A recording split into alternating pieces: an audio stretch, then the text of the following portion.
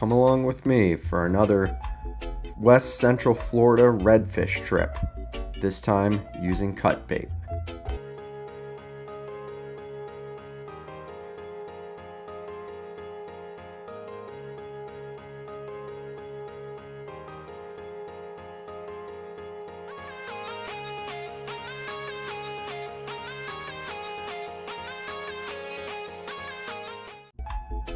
It was a short run from the ramp to make bait and hit our first spot. Very shallow spoil islands with grass and sand bottoms. If you look closely, you can see a redfish here in the sand patch. He disappears in the grass. About a minute later, I was able to hook this guy on a piece of cut pinfish. He fought pretty well for his size. It was a slot fish, but certainly on the lower end. In any case, I got him to the boat, revived him, and gave him a healthy release back into the mangrove line. Here's Jarek celebrating our first fish of the day. There he is. Beautiful bronze. From here, we cruised more shallow sand and grass areas, looking for additional signs of life, more redfish, bait, etc.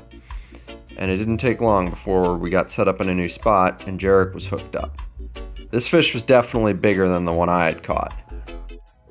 After a spirited fight on light tackle, Jarek was able to bring the fish to hand. Another nice red, again in the slot. Not the biggest fish, but definitely bigger than mine. It's a quality red by any stretch of the imagination. After a couple quick picks, Jarek sent him on his way back into the tree line. And cue the exploring. We hit lots of mangrove canals and islands just looking for fish, mullet, bait, anything that could signal signs of life and a potential spot to set up on and start fishing. All of these spots we fished bore similar characteristics. Shallow with grass and sand, some oysters here and there, signs of mullet. Those were key. And as you can see, we found some more fish. Just searching for spots just like that. Look at that beautiful grass beneath this fish. And here, Jarek is hooked up with another really nice slot fish.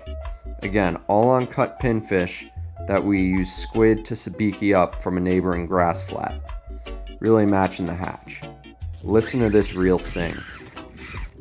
That redfish is definitely giving it its all. However, Jarek was able to quickly subdue him, take a few quick picks, and get a nice release on this multi-spot red. Another nice slot fish.